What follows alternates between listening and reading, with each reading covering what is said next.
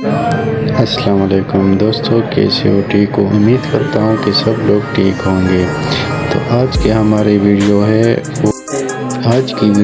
ZTE 601 और 801 device unlock करने की और नो सर्विस फिक्स करने की।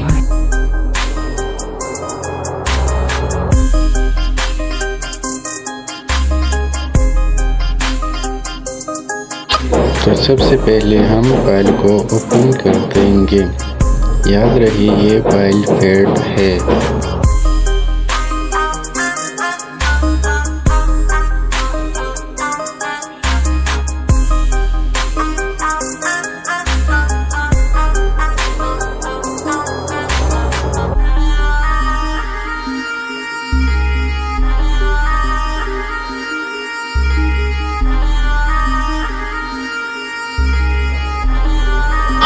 सबसे पहले हम डिवाइस को अप करके पीसी के साथ लगाएंगे और एक डायल करके पोर्ट ओपन कर देंगे।